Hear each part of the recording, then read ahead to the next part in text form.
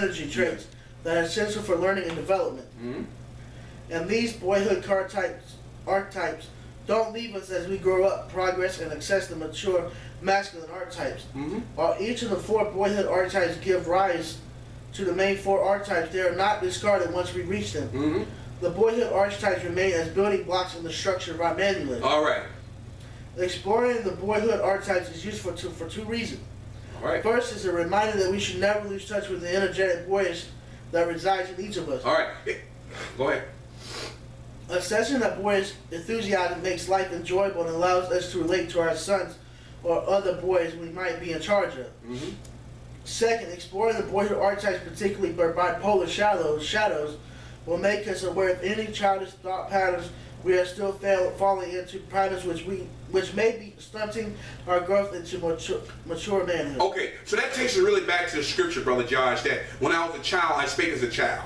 I thought as a child, but when I became a man, I put away childish things. So that does not mean we all have the boy still in us, but there's a time that we have to put that to the side and graduate into adulthood, or to be that king that God wants us to be, but it has to be brought out of us. But some of us, if we have not been trained properly, we hold on to those boyish things, and really what happens in the long run, it hurts us. And as we get older, it hurts us because we never know really how to be a real man. There it is. All right, let's get into the first archetype, brother. The divine child. The divine child. The divine child archetype is usually the first of the boyhood archetypes to develop. For Jungians, he's like a psychotherapist. The divine child is a source of boyish enthusiasm for life. It is the archetype within us that produces a sense of well-being, peace, and joy. All right. As well as a zest for adventure. How many boys you know like adventure? A lot. Like the spirit. There it is. All of us as men have that experience, have that joy or that excitement about adventuring out. Whenever you have that feeling of excitement and a desire at the fresh beginning, that's the divine child archetype showing itself in your life. That's right. That's right. The divine child is in many ways both helpless and all-powerful. Helpless because he's still a child and depends on adults to meet his needs. That's right. He's all-powerful because he consumes the attention of those around him. That's right. The attention that he garners is mutually beneficial. The divine child gets his need for attention. All right. So basically what that is saying to us, he's a needy child. He's a needy child. But he wants his parents to provide for him so he can do all his experience. He's going to have the fastest cars. He wants to go rock climbing. He wants all this stuff. He wants the attention that he's doing something, but in actuality, he's still a needy child. And that's how some of us as men, we grow up so-called as men, we become needy men. Because we were never trained, because of all that excitement, they gave us what we wanted, and then we have all those experiences that we wanted, and the enthusiasm to do certain things, but we never grew into being a man because we were never taught. Wow, that's huge. The shadows of the divine child. Every archetype has its bipolar shadow split. Yes. These 2 shadows are the result of the archetype not being integrated into a boy-man in a healthy and coherent way. The 2 shadows of the divine child are the high chair tyrant and weakling prince. All right, a high chair. Do you know what a high chair is? You put a baby in a high chair, for him to sit there, he may throw a tantrum, but you sit him there to control him. That's what a high chair is for. And a weakling prince. Okay, let's get into this. Break this down now. The high chair tyrant. Like the divine child, the high chair tyrant needs attention. But unlike the divine child, the high chair tyrant doesn't give anything back. Always. He doesn't aspire, he just demands. Wow. And even when his needs are met, the care... Good God, what's that, Josh? Ooh-wee. The care often doesn't meet his unreasonable expectations. So he throws a tantrum. Wow. I ain't gotta go further. But how many people that you know, even boys that grow up to a certain age, still throw tantrums because they don't get their way, or they act out a certain way? Good God, who's that? All right, we ain't got to go no further. Let's go down. I'm gonna read their talents, and then I'm gonna get you down. We're gonna go to the weakling prince. All right. A grown man who is still ruled by the high chair tyrant sulks when he doesn't get his way, fails to take responsibility for his actions, and is incapable of taking criticism. His arrogance can blind him to reality and cause him to stumble. You can see the high chair tyrant manifested in the celebrities and politicians who believe they are so special, which they do, that they are not only entitled to indulge in things like infidelity and crookery, but they won't get caught either. How many have you seen on television that get caught up? They too good to get caught up. You see what I'm saying? A lot. All right, let's go to. I'm gonna read this next one. We also see the high tier tyrant in our lives when we expect nothing but perfection from ourselves and beat ourselves up if we don't meet those self-imposed and unreasonable expectations. That voice in your head telling you that you aren't good enough is the little annoying brat of a child inside of you slamming his spoon on the table screaming. Just ignore him. The weakling prince. The weakling prince doesn't throw tantrums like the high chair tyrant, but he makes his own kind of demands. He's got no passion for life, no enthusiasm, no initiative. Wow. Don't need to go no further. Good God. So you got people out there that have no desire to do nothing. They just hang around, soaking, or just at the house playing video games. No purpose in life. Wow, man, that's huge. The preoccupied child. Okay, let me read this here. The weakling prince archetype can still influence a man into manhood. It usually takes the form of the nice guy syndrome. Mr. Nice Guy syndrome. A man that allows the weakling prince archetype to rule in his life listless and unmotivated. He can't take the initiative to make his needs known, but he gets upset when others don't meet his expectation. He is the prince of passive aggression. There it is, brother. Wow. The precocious child. Okay. Precocious. The precocious child. The next boyhood archetype to develop is the precocious child. If properly nourished, the precocious child will eventually develop into the mature masculine archetype. Ain't got no further. The precocious child archetype shows itself when the boy is eager to learn about the world around him. Curiosity and wonder spring from this archetype. So when your child is all those that are annoying, why questions, can't be the same way. Why is this? Why is that? Yep. Always inquisitive. Precocious, always trying to find out what's going on. But he's smart though. Yeah, he's smart. Okay, right here in the second one. The precocious child pushes us to develop our talents and gives us the manly spark to explore and investigate, to find out how the world works and what makes people tick. He ponders life's mysteries and is reflective and introspective, although not antisocial, for he loves to share what he learned with others in hopes of helping them. A man who stays in touch with this boyhood archetype maintains his boy's wonder and curiosity about the world. He refuses to let cynicism root his insides and jade him from the marvels of life. So that could be it could be a good thing and it could be a bad thing as well. It just depends on how he handles it. All right. The shadows of the precocious child. Precocious child. All right. The know-it-all trickster. I know, so I'm always playing tricks and jokes. As the name implies, this immature masculine energy is the place from which mischief in boys, whether innocent or devious, springs. It originates from a boy's sense of superiority to everyone else. A superiority he feels compelled to prove and show in various ways. All right, so basically, it's a trickster. You have boys out there to get their attention. He's always trying to play jokes, always making, always trying to get laughs and stuff like that. So that could be the other side of the precocious child. How about the know-it-all? The know-it-all trickster. The know-it-all trickster, same thing. So that's all part of that. And you got a lot of young boys that have not been taught and trained. They do these certain things to get the attention, because they're not trained properly. All right. All right, let's go down to shadows. Let's go down to the no, we got one more on that one. Go to the dummy. Oh, okay. Wow. The dummy. Boys under the influence of the dummy shadow are seemingly uncoordinated, naive, lacking in a boy's vigor, and slow on the uptake. Yes. According to Moore, the dummy in aptitude is frequently less than honest.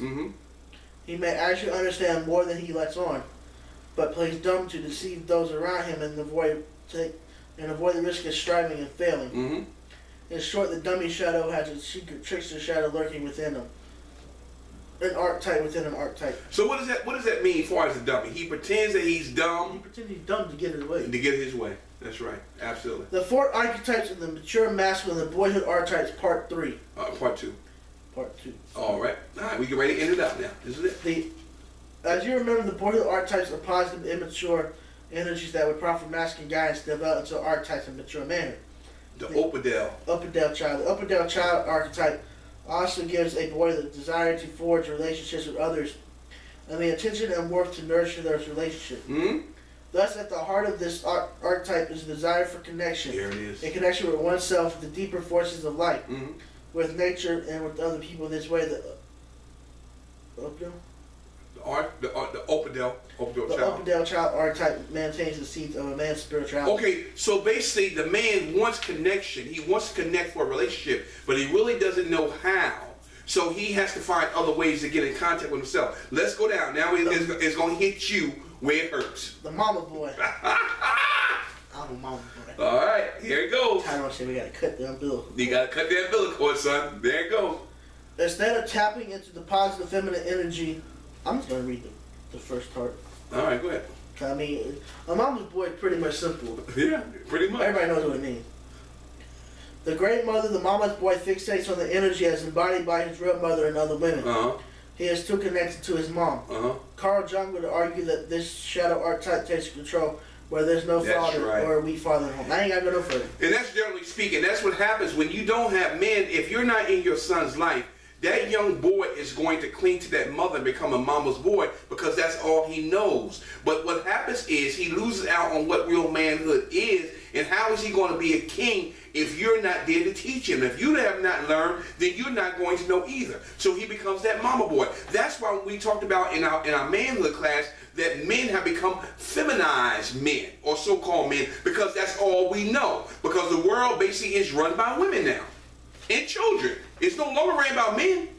All right? The dreamer. Oh, the dreamer. All right. Here we go. The passive shadow of the Opidel child archetype is the dreamer. Uh-huh. Instead of seeking connection with others, especially mother, the dreamer is aloof. All right. Stand away. I ain't got to go no further. All right. So the dreamer is somebody who stays by himself, and you hear it all the time on television, on the news, how a person stayed to himself. He go out there and kill 5, 6, 10 people because he stayed by himself. That's the dreamer. He's been disconnected. He's been disconnected because he has not been trained. The king has not been taught what to come out of him to learn the code of conduct, to learn the vision of manhood. So he will never know how to be a king. So he's a dreamer. He always by himself. All right. So when he gets offended, then he takes that offense. He's backed into a wall, and he comes out what, Brother Josh? Swinging. Comes out swinging. Coming out fighting. That's what happens. The hero. The hero. All right. Think back to when you were a teenager. Remember that feeling of expanding independence. Mm-hmm. Little by little, you started to rely less and less on your parents for your basic needs. Yes, yes. You clamored for more freedoms and for your parents to get off your back. Uh-huh. Also, if you were like most teenage boys, you probably took part in activities. Mm-hmm. Sometimes very risky activities to test your mental, your mettle, and your ability to overcome fear. Yes. I ain't got no further. All right. So basically what the hero is, you want to be independent. You want to be by yourself. You want to make your own way. You want to be your own man. But you will never become the true hero because you never know what it is to be a king. So if you're not a king, you can't be the hero. You may think you are, but in actuality, that mask that you're wearing is coming up the real king. Yeah, you may show to the world, oh, I say that person like I did this, I do this. Society may say that you're here, but on the inside, are you really a man? And that's the main important thing, all right? Are you the king that's inside of that boy? Have you been grown? Have you been trained to be that king that God has instilled in you? That's the question. The shadows of the hero archetype. All right, that's good. Wait, brother. The grand standard bully. Oh, my God. Wow. The young man, under the influence of the grand standard bully, demands respect from all others and will unleash his wrath physically and verbally if he doesn't get it. Here it is. He has let the hero's sense of invulnerability mushroom into an arrogant and inflated sense of self. Yes, yes. Thus, the boy under the bully shadow takes unnecessary and foolish risks, and his hubris oftentimes leads to his own destruction. I ain't got to go no further than that. What does that mean to you, Brother Josh? The bully. Somebody who takes advantage of other people. He takes advantage of other people. That's right. And he demands. He wants respect. He wants the respect. That's right. Because he never was taught that. So he wants the respect because he feels that he needs to be noticed. He needs to be recognized. So being a bully, because he's suffering with some insecurities with him, he used that to bring attention to him that he's the hero. I'm this. I'm that. You see what I'm saying? So that's what creates the bully. The bully mechanism. The coward. The coward. Wow. Huge. We're about to close it out, y'all. This is it. Wow. This is huge. The passive polar shadow of the hero archetype is the coward. Lacking the hero's courage, the boy under his shadow avoids confrontation. whether the conflict is physical or mental or moral. Yes. The coward cannot stand up for himself. That's right. He is a conformist, a boy who always goes along with the crowd. Oh my and God. does what others tell him to do. Mm. Even when fighting back is the right decision, he will walk away and rationalize his choice only a manlier thing to do. All right, stop right there. That plays right into the part of being with gangs. Yep. Being a conformist. Not thinking, not knowing how to be a leader. You have no code of conduct. So what you do, you get yourself in these situations and you want to be a part of a crowd, but you don't want to be responsible. So you rather follow along with somebody else, and then you're a coward because you're not really standing for nothing. You stand for something that's wrong. You see what I'm saying? So I hope what Brother Josh, and let me read this last part, and we're going to close this out, because this has been huge. This has been very awesome tonight. The complete man must walk in the line between these two camps. He must come to understand his own limitations and the true nature of the obstacles in his way. Otherwise, he cannot be effective in bringing about real change.